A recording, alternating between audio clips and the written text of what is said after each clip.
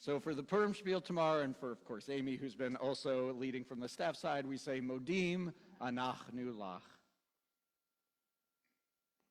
Jaya. Nice and loud. Oh, for your Bat Mitzvah, yeah, which is coming up in 3 weeks. Modim Anachnu Lach. You're ready now, though. She's got it. She's got it in the bag. Anything else? Yeah.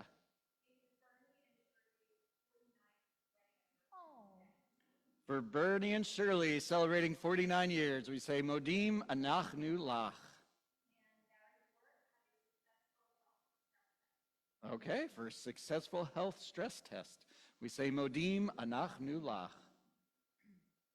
For all these gifts, O God, we thank you, we sing your praises, and we say Amen. And to learn, to teach us, I should say, a little bit of Torah, Shoshanah Drake. I am the youngest child in my family. I have 2 older sisters and an older brother. Now, while I'm sure for many reasons we are my mother's pride and joy, I also imagine that there is a slight disappointment that none of her girls shares the love of shopping, fashion, and accessories that she does. My mom loves beautiful clothing and always knows how to dress and accessorize to match the situation for which she finds herself. Her daughters, not so much.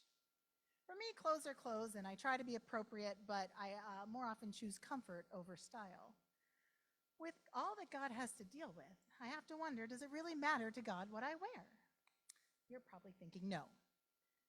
But yet, in this week's Torah portion, God commands, you must make sacred vestments for your brother Aaron for dignity and splendor, and then goes on with a clear description of the priestly garments to be worn by the Kohanim.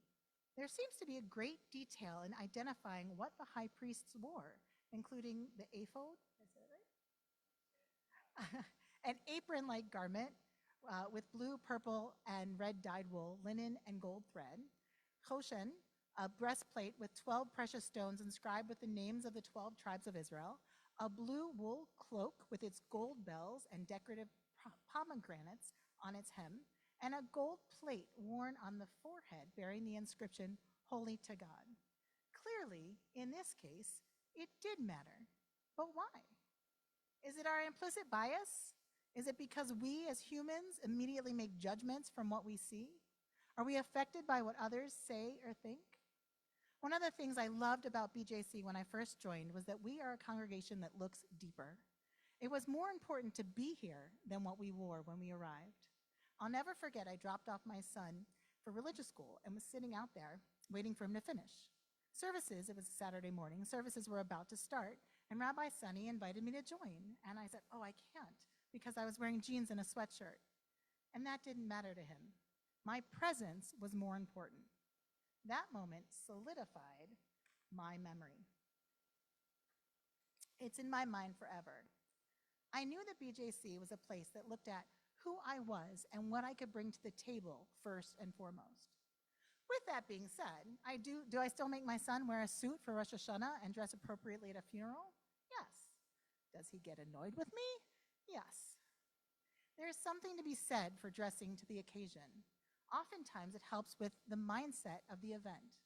I remember when Rabbi Abbott first came for his interview weekend here, he shared during part of that weekend, and I'm not sure if it was during the teaching or during services, but during that part, he shared that clothes matter to him. He shared that he dressed up for our first phone interview. I was part of that interview, Jim, and we had no idea what he was wearing when he spoke to us. But for him, it put him in a serious frame of mind. It allowed him to be completely mentally prepared to be the best he could be. That might not be true for everyone, but clearly for him it worked. And we are so lucky because the result is him joining us here. What we wear on the outside sometimes allows us to frame our thinking, have confidence in who we are, and more often than not, is a large piece of others creating their first impression of us. Most of us have that favorite outfit that makes us feel special or perk up when we're wearing it. Maybe God knew that the role of the high priest was one of importance, and therefore thought that by dictating what should be worn, others would understand the importance as well. But that still leaves me wondering what matters more, what's on the outside or what's on the inside? Honestly, I don't wonder.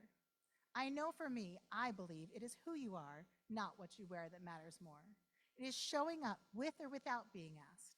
It is taking the time to be somebody who makes everybody feel like a somebody. A Kid President quote, my favorite. It is standing up for what you believe, even when it feels like few others are joining you. And it is being part of a caring, loving community that prioritizes people over material things.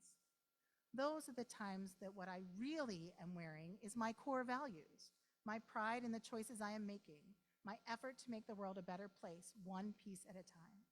So I invite you to join me in putting on your apron of grace, kindness, and generosity, and adorn yourself with love and caring. Shabbat Shalom.